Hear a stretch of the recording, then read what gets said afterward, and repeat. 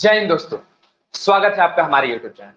आशा करते हैं आप स्वस्थ होंगे, मस्त होंगे और अपने अपने घरों में पढ़ रहे होंगे। तो जैसा कि आपको पता है कि हमने पिछले क्लास में एक्सरसाइज 3.2 को किया था, जिसमें हमने तरह तरह के विधि को तो नहीं समझा, लेकिन ग्राफ विधि और बीजगणित विधि को समझा था। ग्राफ विधि में हमने क्या समझा, तो ग्राफ खींचना सीखा। बीजगणित विधि की अगर हम बात करते हैं तो बीजगणित विधि में हमने क्या सीखा, तो ग्राफ में जो एक्स और वाई की जो वैल्यू होती है उसे निकालने के लिए समझा। तो ठीक है, आज के क्लास में अगर हम बात करते हैं तो आज के क्लास में हम विधि को सीखेंगे। आखिर किस प्रकार से जो भी समीकरण आते हैं उस समीकरण को किस प्रकार से बनाया जाए, किस किस विधि से वो समीकरण बनेगा। अधिकतर जितने भी विधि आते हैं वो वगैरह हर एक विधि को हम आज समझने का प्रयास करेंगे। आज के क्लास में मेरा टोटल विधि हम समझने का प्रयास करते हैं, मतलब एक एक करके हर एक विधि को समझेंगे। जो भी विधि है हर एक विधि को शुरू किया जाएगा। तो समीकरण को बनाने के लिए कुछ न कुछ विधि होती है। तो चलिए आज के क्लास को हम शुरू करते हैं। श्री राम का नाम लेकर अपने क्लास को शुरू करते हैं। श्री राम सबकी भलाई करेंगे, भलाई की शुरुआत हम ही से करेंगे। तो चलिए शुरू किया जाए। और सबसे पहला बात हमें शुरू करना है तो प्रतिस्थापन विधि से हम शुरू करेंगे। हम किससे शुरू करेंगे, तो हम शुरू करेंगे प्रतिस्थापन विधि से शुरू करेंगे। एक एक चीज को समझते जाइएगा बालक, एक एक चीज को देखते जाइएगा। भैया प्रतिस्थापन विधि क्या होता है, बालक समझना। प्रतिस्थापन विधि का मतलब क्या होता है? प्रतिस्थापन विधि का मतलब होता है जब प्रतिस्थापन मतलब क्या, एक के स्थान पर दूसरे को रखना। मतलब क्या हुआ, मान लीजिए आपके स्कूल में कोई टीचर नहीं आते, उस टीचर के जगह पर कोई दूसरा टीचर आ जाता है, उसी को कहते हैं प्रतिस्थापन। मतलब उसके जगह पर किसी दूसरे को रखना, उसको क्या कहा जाता है, प्रतिस्थापन रखा जाता है। भैया अभी इतना अच्छा से इनको नहीं समझ में आया, कोई बात नहीं। अभी एक एक समीकरण को लेते हैं, एक एक समीकरण को समझते हैं, एक एक समीकरण से जानने का प्रयास करते हैं। तो बालक आइए सीखते हैं, जानते हैं, करने का प्रयास करते हैं प्रतिस्थापन विधि से।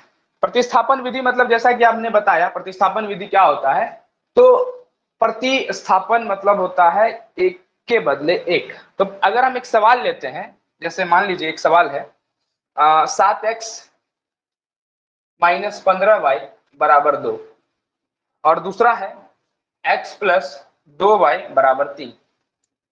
ये समीकरण एक ले लेते हैं हम, दूसरा समीकरण इसे ले लेते हैं। हमें इसे बनाना है प्रतिस्थापन विधि का हल करते हुए। तो कुछ मत करिए, किसी भी एक इक्वेशन को पकड़िए। ए भैया ए लोग पकड़ लिए प्रतिस्थापन, सेकंड इक्वेशन को हम पकड़ते हैं। कौन सा इक्वेशन, समीकरण 2 से। कौन से, समीकरण 2 से। बालक देखते जाइए, समझते जाइए। दूसरा समीकरण से अगर हम बात करते हैं तो x प्लस 2y बराबर क्या होता है, 3 होता है। हाँ होता है। तो x बराबर क्या हो जाएगा, 3 - 2y। हाँ भैया, मतलब x का वैल्यू हम लोग यहाँ से निकाले हैं। x का वैल्यू हम लोग यहाँ से क्या निकाले, x का वैल्यू निकाले 3 - 2y निकाले। अरे वाह भैया, यहाँ सबको समझ में आया। अच्छा ठीक है, अगर x का वैल्यू 3 - 2y यहाँ से आ गया तो इस x का वैल्यू को हम किसी ना किसी इक्वेशन में, किसी ना किसी समीकरण में भरेंगे। तो हम क्या करते हैं, इस x के वैल्यू को, इस x का जो भी मान है, इस x का मान को हम लोग समीकरण 1 में भरेंगे। वो भी समीकरण में 1 में कहां पर भरेंगे, जहां पर x का मान है। तो समीकरण 1 में भरने पर, समीकरण 1 में भरने पर तो क्या होगा, समीकरण 1 में भरने पर 7 गुने x का मान क्या है बालक, x का मान 3 - 2y है। अच्छा ठीक है, -15y बराबर क्या है हमारा, बराबर 2 है। यहां तक कोई दिक्कत, कोई परेशानी नहीं होनी चाहिए। अच्छा ठीक है, 7 तिया क्या 21, 7 दूनी क्या 14, तो 21 - 14y -15y बराबर क्या 2। अच्छा ठीक है, 21 -14 -15 माइनस माइनस क्या हो जाता है भैया, प्लस हो जाता है। तो -14 और -15 जुट ना जाएगा, जुटेगा लेकिन किसका साइन, माइनसे का साइन। -29y बराबर क्या 2। ठीक है,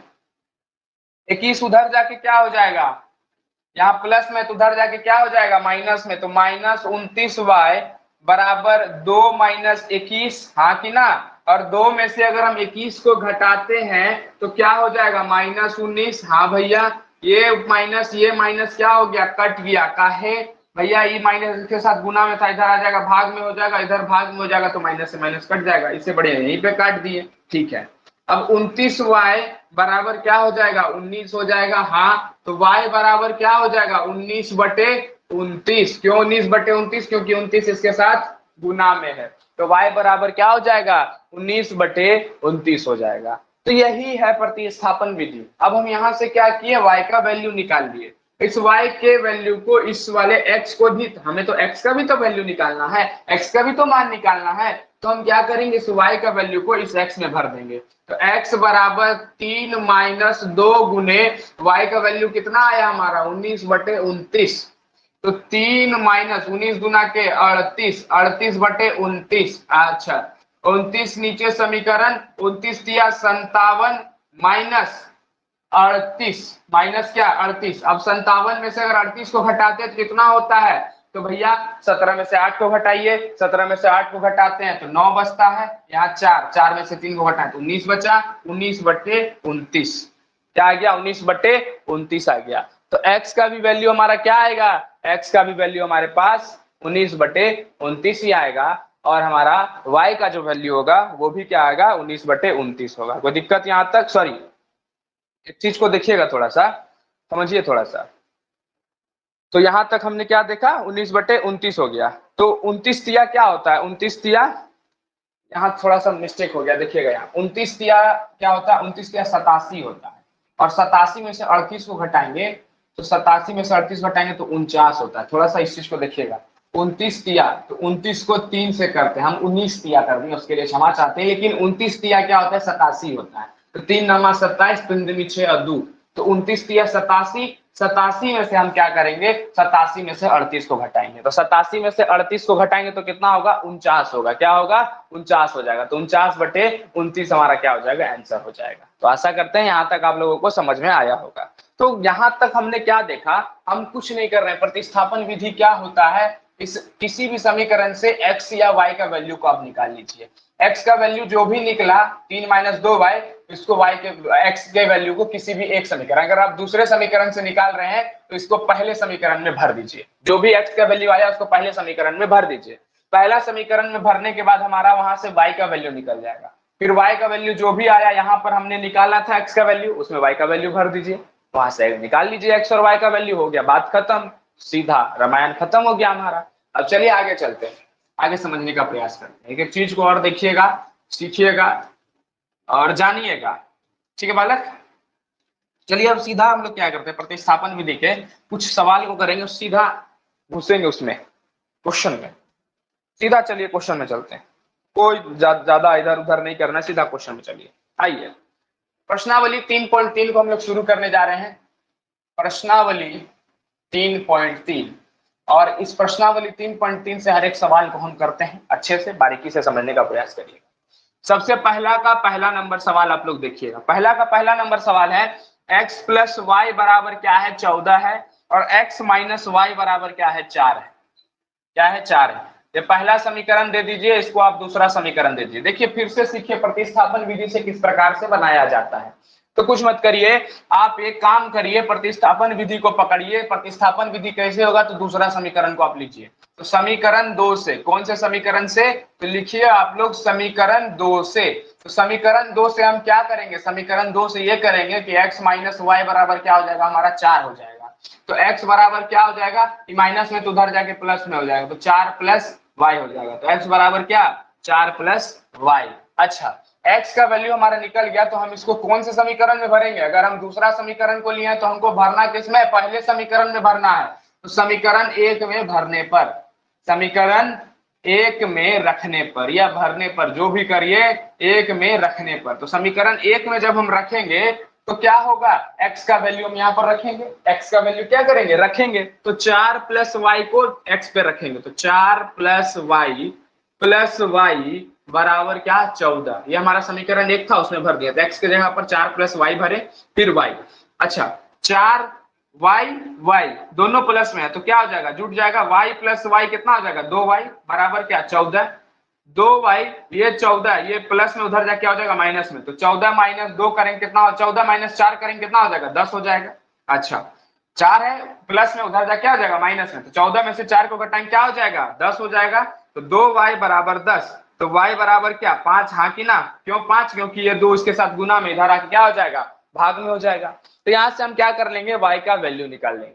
y का वैल्यू जब हमारा 5 आ गया तो इस y के वैल्यू को x में भर देंगे, तो x बराबर 4 प्लस y का वैल्यू 5 आया, तो 4 प्लस 5 9। तो x का वैल्यू हमारा कितना आ गया, 9 आ गया, और y का वैल्यू कितना आ गया हमारा, 5 आ गया। तो आशा करते हैं यहां तक आप लोगों को समझ में आया होगा एकदम बढ़िया तरीके से, शानदार तरीके से। अब चलिए सवाल को हल करते हैं। हाँ, आइए देखते हैं। देखिए कुछ कुछ सवाल है, कुछ कुछ जानना है। सवाल में जवाब छुपा हुआ रहता है, जैसा कि आप लोगों को पता है। थोड़ा दूसरा नंबर सवाल को देखिए आप। दूसरा नंबर सवाल है s माइनस टी बराबर 3। अच्छा, s बटे 3 प्लस t बटे 2 बराबर 6। ए भैया यहाँ तो फंसा दिया है हम लोग को भिन्न देके। भैया भिन्न से कैसे बनाए वाला हम लोग समझे में नहीं आ रहा है। कुछ मत करो, पहले इसको क्या करो, इसको समीकरण 1 दे दो और इसको समीकरण 2 दो। समीकरण 2 को पहले तुम हल करो, इसको समीकरण में लाने का पहले प्रयास करो। तो भिन्न में ना है, तो समीकरण में कैसे लाएंगे, इसको सॉल्व करते हैं।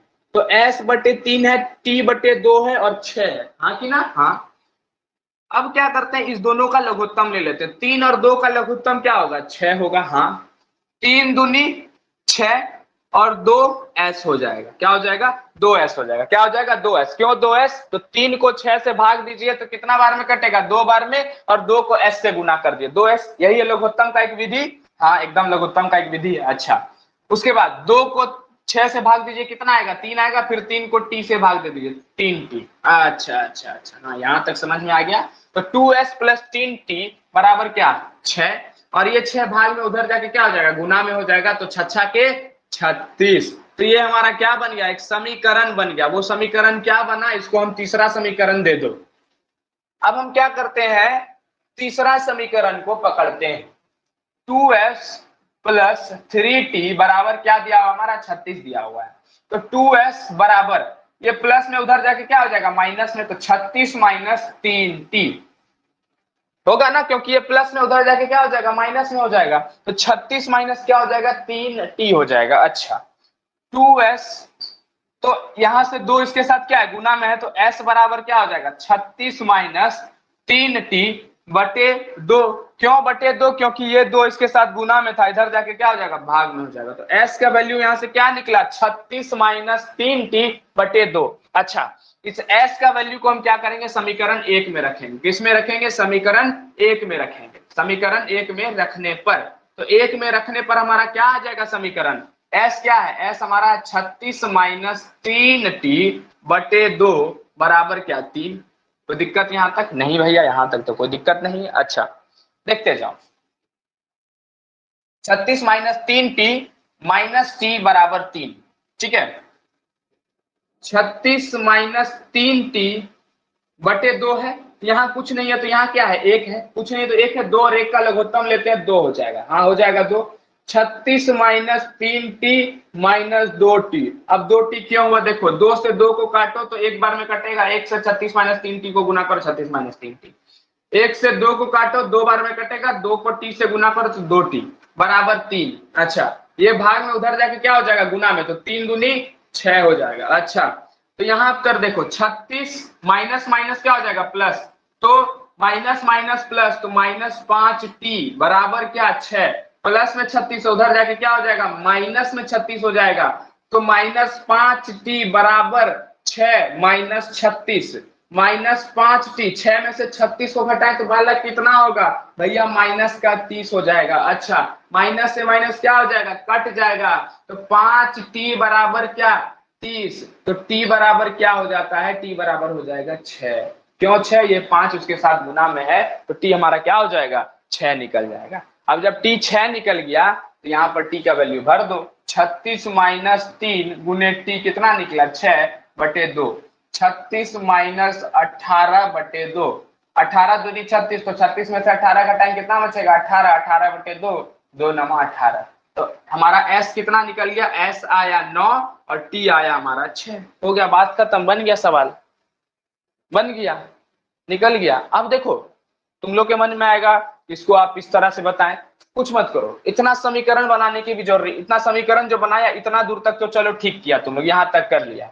अब इसके बाद जो भैया आप भागा किए फिर वहां से ये कर दिया, ये सब हमको नहीं करना, नहीं करना है। तो ये देखो कुछ मत करो, समीकरण 1 को पकड़ो, समीकरण 1 को जब पकड़ोगे तो s माइनस टी बराबर क्या है, 3 है। तो s बराबर क्या हो जाएगा, ये माइनस में तो उधर जाके क्या हो जाएगा, 3 प्लस टी। हाँ एकदम। अच्छा, s बराबर क्या हो जाएगा, 3 प्लस टी। अब इस समीकरण 3 में इसका मान को, s का मान को हम भर देंगे। कौन से समीकरण में, समीकरण 3 में इस s के मान को हम भर देंगे। तो s में भरेंगे तो 2 गुने 3 प्लस टी प्लस 3t बराबर क्या, 36। तो दो तिया 6 प्लस 2t प्लस 3t बराबर क्या, 36। 2 और 3 को जोड़े तो 5t, 6 उधर चला गया, माइनस 36 में से 6 घटेगा, 30 बचेगा। t बराबर क्या आ जाएगा, 6 आ जाएगा। t 6 आ गया, इसमें भर दो s में, तो 3 प्लस 6 बराबर क्या, 9। देखो कितना आसानी से यहाँ पे बन गया। तो इसको दो भी, जिसमें आसानी से तुम्हारा देखो, अगर 2 गुना में हो जाए, 3 गुना में हो जाए, अगर ऊपर वाला सरल रूप से है तो सरल रूप वाला पहले बनाने का प्रयास करो। ठीक है, सरल रूप वाला पहले बनाने का प्रयास करो। ठीक है बाबू बालक, समझ में आ रहा है तुम लोगों को। अब चलो आगे चलते हैं, समझने का प्रयास करते हैं, एक एक चीज को देखने का प्रयास करते हैं, क्या है, कैसे है, नहीं है। हाँ, देखते जाना, सीखते जाना और करते जाना।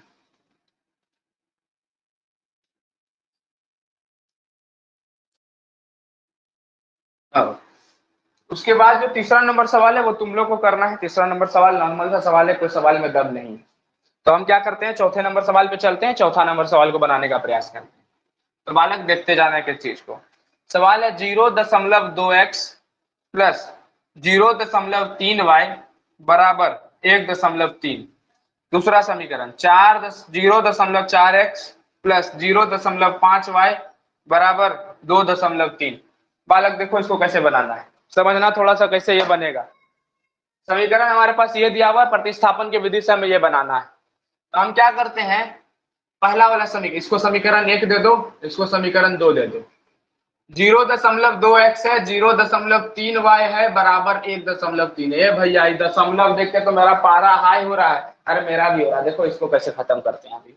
इस पॉइंट को यहाँ से हटाओ, क्या हो जाएगा 10। इस पॉइंट को यहाँ से हटाओ, क्या हो जाएगा 10। इस पॉइंट को यहाँ से हटाओ, क्या हो जाएगा 10, क्योंकि एक अंक, पॉइंट के बाद कितने अंक है, एक अंक है। क्या जीरो लगा, एक जीरो, तो 10 हो गया। अब देखो सभी का आधार सेम है, 10 और 10, तो 10 और 10 ले लिया, ऊपर वाला जोड़ दिए। 2x प्लस 3y बराबर 13/10। भैया डायरेक्ट का है जोड़े, जब आधार सेम होता है तो ऊपर वाला डायरेक्ट जुड़ जाता है। अच्छा देखो, इधर वाला क्या है, भाग में, उधर जाके क्या हो जाएगा, गुना में, तो 13 गुना 10 हो जाएगा। अच्छा 13 गुना 10 हो जाएगा, 10 से 10 क्या हो जाएगा, कट जाएगा। तो टोटल समीकरण अगर यहाँ पे बोले तो 2x प्लस 3y बराबर क्या आ जाएगा, 13। इसको समीकरण 1, इसको समीकरण 3 दे दो। क्या दे दो, समीकरण 3। अच्छा उसी तरह इस दूसरे समीकरण को करते हैं। 0.4x प्लस 0.5y बराबर 2.3। अच्छा ठीक है, इसमें से हटाओ 10, इसमें से हटाओ 10, इसमें से हटाओ 10। देखो सेम है, जुड़ जाएगा डायरेक्ट। तो 4x प्लस 5y बराबर 23/10, यहाँ भी बटे 10। 10 से 10 को यहाँ पे सीधा काट दो, समीकरण एक दूसरे के बराबर, 10 से 10 काट दो। तो दूसरा चौथा समीकरण क्या आ गया, 4x प्लस 5y बराबर 23। ये कितना समीकरण हो गया, चौथा नंबर समीकरण हो गया। तो यहाँ तक कोई परेशानी, कोई दुविधा आप लोगों को नहीं होनी चाहिए। ठीक है, अब क्या करते हैं, प्रतिस्थापन के विधि से पहले हम किसको पकड़ते हैं, हम पकड़ते हैं दूसरे वाले समीकरण पे। तो 2x प्लस 3y बराबर क्या दिया हुआ है, 13 दिया हुआ है। तो 2x को इधर ही रखते हैं, उसको इधर भेज देते हैं। तो 2x को जब इधर ही रखे तो 2x बराबर, ये प्लस में उधर जाके क्या हो जाएगा, माइनस में हो जाएगा। तो 13 माइनस क्या, 3y। हाँ कि ना, यहाँ तक समझ में आ रहा है ना बालक। ये प्लस उधर जाके क्या हो जाएगा, माइनस में हो जाएगा। तो 13 माइनस 3y। अच्छा ठीक है भैया, ये गुना, इसके साथ गुना में, तो इधर आके क्या हो जाएगा, भाग में। तो 13 माइनस 3y बराबर 2। तो x का मान कितना आ गया, 13 माइनस 3y बटे 2। अब इस x का मान क्या करेंगे, चौथे में भरेंगे। कितना नंबर में, चौथा नंबर में। आओ तो भरते हैं।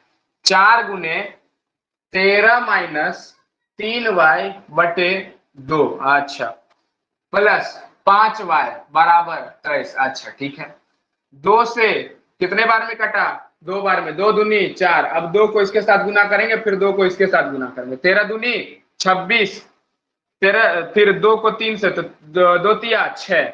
13 को 2 से एक बार गुना किए तो 13 दूनी 26, फिर 2 को 3 से गुना किए तो 2 तिया 6y प्लस 5y बराबर क्या, 23। अच्छा 26 माइनस प्लस माइनस, तो माइनस y होगा, 6 में से 5 घटाए तो 1 बचा, एक वाई हुआ तो वाई ही रहने देते हैं इसको 23 माइनस वाई, 23 में से 26 को घटाएंगे, ये प्लस में तो उधर जा क्या हो जाएगा माइनस में, तो 23 माइनस 26, और 23 में से 26 को घटाएंगे तो क्या हो जाएगा माइनस का 3 हो जाएगा, तो ये माइनस से माइनस कट गया, तो y बराबर कितना बालक, y बराबर 3 आ जाएगा। अब y बराबर 3 आ गया तो इस समीकरण में y का वैल्यू पुट कर देते हैं, तो x बराबर 13 माइनस 3 और y का वैल्यू कितना आया 3 आया बटे 2, 13 माइनस 9, 13 में से 9 को घटाएं तो कितना बचेगा 4 बचेगा, 4 बटे 2, 2 दूनी 4, तो x का वैल्यू कितना आ गया, x का वैल्यू हमारा 2 आ गया।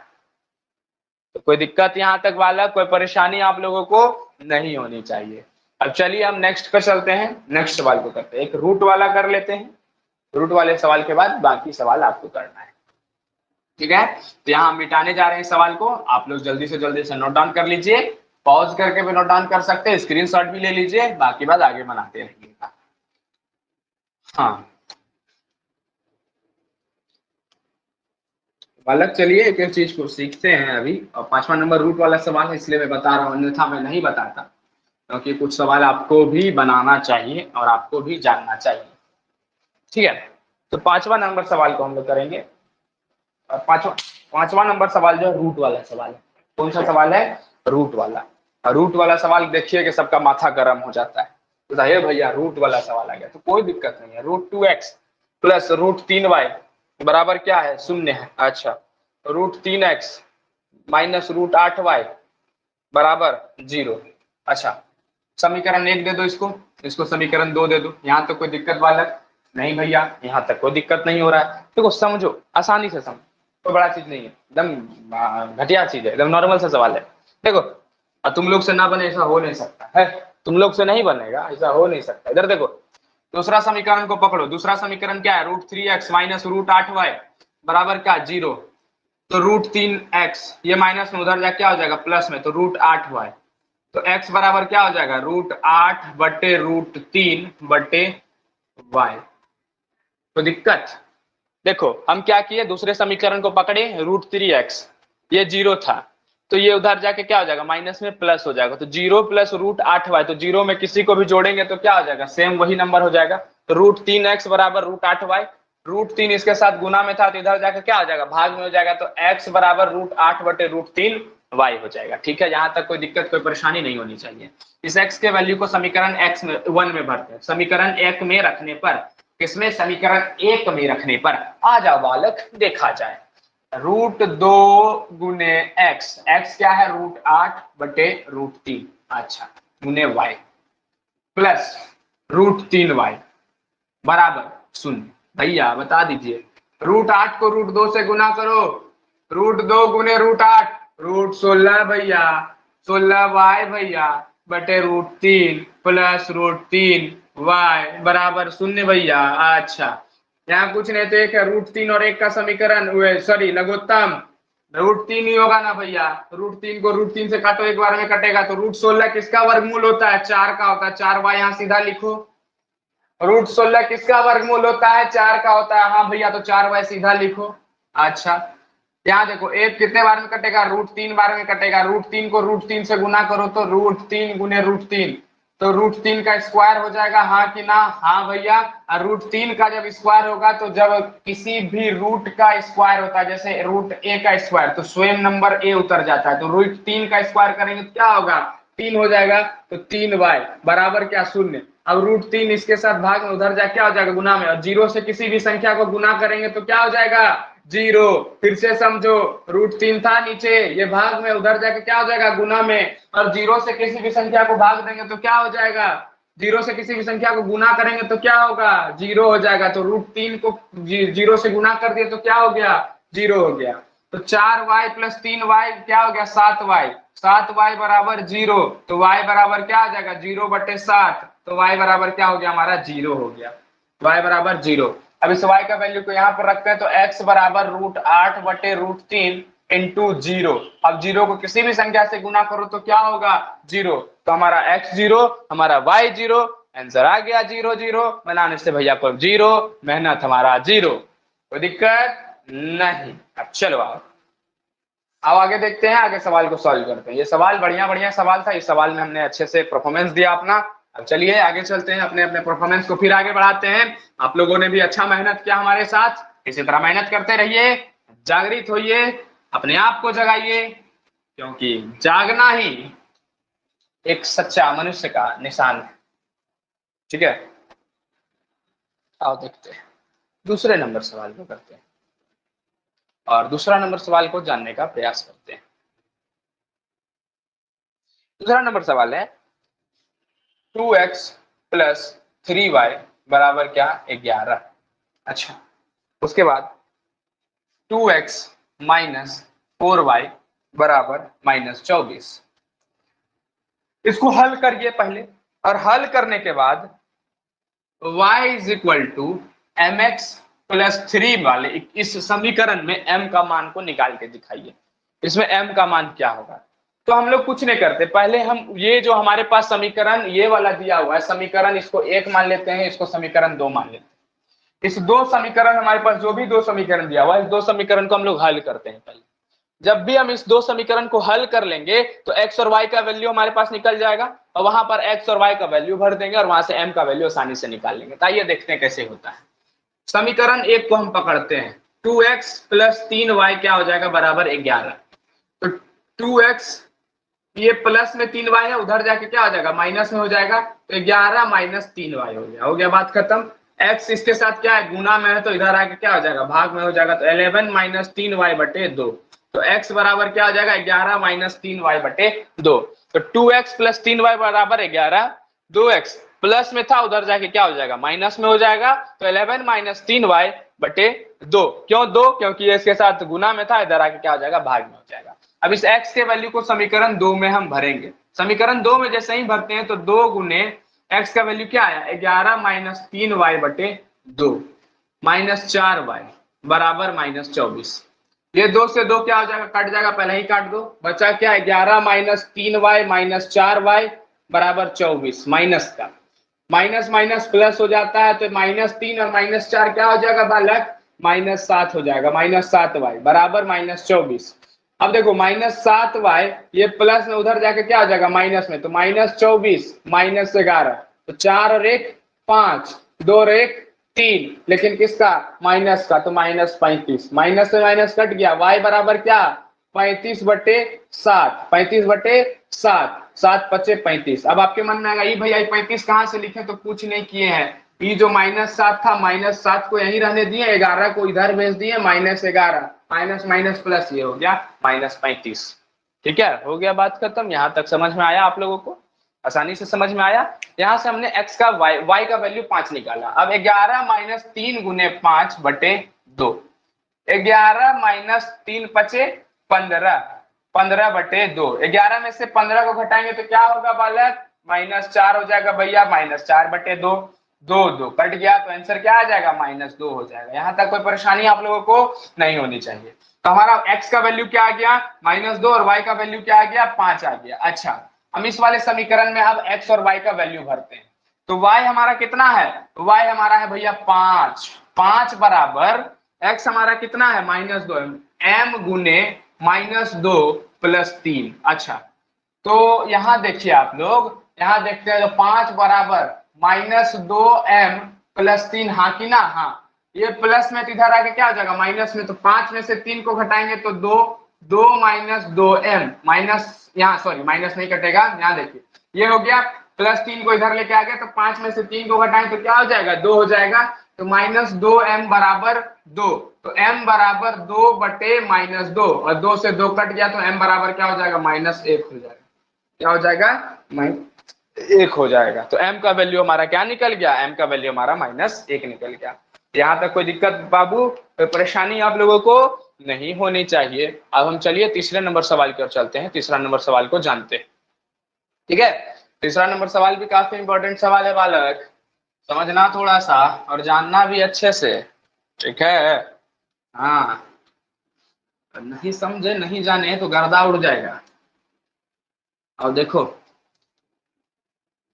हाँ, देखो सवाल बहुत ही आसान सा सवाल, तीसरा नंबर सवाल जो कि हमारा शब्दावली वाला सवाल है, शब्द वाला सवाल है। शब्द वाला सवाल में अक्सर बच्चा उझरा जाता है। सवाल सुनना बालक तुम लोग, सवाल क्या है, सवाल यह है कि दो संख्याओं का अंतर, हमारे पास दो संख्या दिया हुआ है, क्या दिया हुआ है, दो संख्या दिया हुआ है, और दो संख्या का अंतर 26 है, और एक संख्या दूसरी संख्या से 3 गुनी। बालक अगर हम दो संख्या की बात करें तो एक संख्या को हम क्या ले लेते हैं, एक संख्या को हम लोग x ले लेते हैं, एक संख्या को x ले लेते हैं, तो दूसरी संख्या हमारे पास क्या हो जाएगी बालक, ए भैया दूसरी संख्या तो हमारे पास y हो जाएगी। इसका मतलब ये हुआ कि सवाल ये दिया हुआ है कि दो संख्याओं का अंतर, तो x में से y को घटाएं तो 26 दिया हुआ, अंतर मतलब माइनस, तो दो संख्याओं का अंतर, तो x माइनस वाई हमारा 26 दिया है, उसको समीकरण 1 दे दीजिए। दूसरा कह रहा है कि दूसरी संख्या, एक संख्या दूसरी संख्या से 3 गुनी है, तो मतलब x जो है पहली संख्या है और दूसरी संख्या से 3 गुनी है, तो x बराबर क्या दिया हुआ है, 3y, x बराबर क्या दिया हुआ है, 3y, इसको दूर दे दो, इस दो को जो है पहला इक्वेशन में भरो, x बराबर क्या है हमारा 3y दिया हुआ है, तो इस x के जगह पर हम 3y भर देंगे, तो समीकरण 1 में जब भरते हैं तो समीकरण 1 क्या है, x माइनस वाई बराबर 26। हाँ भैया x बराबर 3y है, तो इस 3y x की जगह पर 3y भरते हैं, 3y माइनस वाई बराबर क्या 26, 3 में से y 3y माइनस वाई करते हैं तो 3 में से 1 को घटाए तो 2, तो 2y बराबर क्या हो गया 26, तो y बराबर हमारा कितना निकल जाएगा 13, हमारा एक संख्या कितना आ गया 13 निकल गया। एक संख्या जब 13 निकला तो इसको इससे गुना कर दो, तो x बराबर 3 गुने y है, और y हम लोग निकाल लिए 3 गुने 13, तो 13 तिया क्या हो जाएगा 39 हो जाएगा, तो x बराबर हमारा कितना आ गया 39, और y बराबर हमारा कितना आ गया 13 हो गया। तो कोई दिक्कत बालक यहाँ तक कोई परेशानी आप लोगों को नहीं होनी चाहिए, ठीक है। अब चलिए हम नेक्स्ट क्वेश्चन के ऊपर चलते हैं, नेक्स्ट क्वेश्चन को जानते हैं, नेक्स्ट क्वेश्चन को समझने का प्रयास करते हैं। आइए तीसरा का दूसरा नंबर देखते हैं हम लोग, तीसरा का दूसरा नंबर सवाल। देखिए ये भी काफी आसान सा सवाल है, कोई दम नहीं है सब सवाल में, ठीक है। दो संपूरक कोणों में बड़ा कोण छोटे कोण से 18 डिग्री अधिक है। सुनिए सवाल को, सुनिए सवाल समझिए पहले। दो संपूरक कोण है, संपूरक कोण क्या होता है, संपूरक कोण मतलब जिस दो कोण का मान 180 डिग्री हो जाए उसे क्या कहते हैं, हम संपूरक कोण कहते हैं, ठीक है। जिस दो कोण का मान क्या हो जाए 180 डिग्री हो जाए उसे हम संपूरक कोण कहते हैं। तो संपूरक कोणों में बड़ा कोण जो है छोटे कोण से 18 डिग्री अधिक है, छोटे कोण से कितना डिग्री अधिक है, छोटे कोण से 18 डिग्री वो अधिक है, ठीक है बालक। तो हमें क्या करना है, ज्ञान मतलब हमें कोणों को ज्ञात करना है, तो इसका मतलब समझिएगा थोड़ा सा। पूरा कोण जिसका सम जो है दो कोणों का जो जोड़ है वो 90 डिग्री होना चाहिए, संपूरक जिसका कोण का जो जोड़ है वो 180 डिग्री होता है उसे संपूरक कोण कहा जाता है। तो एक कोण जो हम मान लेते हैं, एक कोण को हम मान लेते हैं x, और दूसरा एक कोण को मान लेते हैं x, और दूसरा कोण को हम लोग जो है दूसरा कोण को हम लोग y मान लेते हैं, दूसरा कोण को क्या मान लेते हैं y। हमें कह रहा है संपूरक कोण है तो कहीं ना कहीं x प्लस y जो है हमारा 180 डिग्री होगा, हाँ एकदम 180 डिग्री होगा। कह रहा है कि दो संपूरक कोण में बड़ा कोण जो है छोटे कोण से 18 अधिक है, तो बड़ा कोण हम मान लेते हैं हमारा x है, बड़ा कोण क्या है हमारा x है, बड़ा कोण जो है हमारा क्या है x है, और छोटा कोण जो है हमारा y है। तो बड़ा कोण क्या कह रहा है, बड़ा कोण छोटे कोण से 18 अधिक है, तो बड़ा कोण x है, छोटे कोण से कितना अधिक है 18 अधिक है, तो y प्लस क्या है 18 है। तो दिक्कत यहां तक आप लोगों को कोई परेशानी आप लोगों को नहीं होनी चाहिए, ठीक है बालक, ठीक है। अब समझिएगा थोड़ा सा, अब आगे चले यहाँ से, तो यहाँ देखने का आप लोग थोड़ा सा प्रयास करिए और एक एक चीज को देखिए थोड़ा सा। अगर यहाँ पे हम बात करते हैं तो ये क्या कह रहा है, ये क्या कह रहा है, अगर हम देखें तो हमारे पास दो कोण दिया हुआ है, दो कोण जो भी है उस दो कोण का मान हमारा वो कौन सा कोण है, हमारा वो संपूरक कोण है। तो संपूरक कोण कहने का मतलब क्या बालक, संपूर्ण कोण कहने का मतलब जिसका भी जो जोड़ है वो जोड़ हमारा कितना होना चाहिए, वो जोड़ हमारा 180 डिग्री होना चाहिए। अच्छा तो इसका मतलब भैया ये जो आप लिखवाएं x बराबर y प्लस 18, ये तो आप सही लिखवाएं। इस x का मान को हम क्या करेंगे, इस x का मान को यहाँ पर भर देंगे। अच्छा तो y प्लस 18 प्लस y बराबर क्या बालक 180 डिग्री, हाँ कि ना, हाँ भैया एकदम सही बात है, ठीक है एकदम गर्दा उड़ा दिए, ठीक है। क्यों क्यों, क्योंकि इस समीकरण में हमको कह रहा है साफ साफ जो छोटका कोण या बड़का कोण जो है छोटके कोण से 18 अधिक है, बड़का कोण छोटके कोण से 18 अधिक है, तो बड़का कोण x है, यहाँ से x का वैल्यू निकाले यहाँ पर भर दिए। अब देखो y प्लस वाई क्या हो जाएगा 2y, और ये 18 है, 18 प्लस में तो उधर जा क्या हो जाएगा माइनस में, तो 180 में से क्या घटाएंगे 18 घटाएंगे, ठीक है। 10 में से 8 गया कितना 2, 7 में से 8 एक गया 6, 162, तो y बराबर क्या हो जाएगा 162 बटे 2, 2 अठे 16 और 1 81, तो y का मान कितना हो गया 81 डिग्री। अगर y का मान 81 डिग्री हो गया तो x का मान कितना होगा, x बराबर 81 प्लस 18, 81 प्लस 18, 8 1 9, 8 1 9, तो x का मान कितना 99 डिग्री। 99 और 81 को जोड़िए, देखिए 180 आ रहा है कि नहीं आ रहा, हाँ भैया एकदम आ रहा है, तो एकदम समपूरक कोण है, हाँ एकदम गर्दा उड़ा के ये समपूरक कोण है, ठीक है। अब चलो आगे चलते हैं, थोड़ा सा एक और सवाल करते हैं, एक और सवाल के बाद तुम लोग को इस सवाल का मतलब जो भी सवाल है लास्ट सवाल को करेंगे और लास्ट सवाल के बाद तुम लोग को इससे अलविदा कहेंगे। तो आज सोच रहे हैं इसको यहीं रहने देते हैं, ठीक है। क्रिकेट वगैरह है, थोड़ा सा कैलकुलेशन इसका लंबा है, कल के क्लास में इसको शुरू करेंगे और इसको कल के क्लास में खत्म करके विलोपन विधि को शुरू करेंगे। विलोपन विधि में आप लोगों को सिखाएंगे, कुछ कुछ सिखाने का प्रयास करेंगे, एक एक चीज को जानेंगे हम लोग, और विलोपन विधि के बाद उसके बाद उसमें हम लोग उसके कुछ कक्षाओं को करेंगे, उसके कुछ क्वेश्चंस को करेंगे विलोपन विधि के, और उसके बाद उसके क्लास को फिर कल एंड करेंगे। तो आज आशा करते हैं आज का क्लास आपको समझ में आया होगा, प्रतिस्थापन विधि पूरे अच्छे से समझ में आया होगा। अगर समझ में आया तो जहां तक मैंने पढ़ाया उसको खुद से बनाइएगा, खुद से बनाने के बाद जो आगे बने उससे भी बनाने का प्रयास करिएगा, और जहां जहां से क्वेश्चन लगे उससे भी बनाने का प्रयास करिएगा। तो आशा करते हैं आज का क्लास आपको पूरे तरीका से आपके मोटे बुद्धि में घुसाने का मैंने प्रयास किया। तो चलिए हंसते रहिए, मुस्कुराते रहिए, खेलते रहिए, क्योंकि इसी का नाम जिंदगी है। तब तक के लिए धन्यवाद, जय हिंद।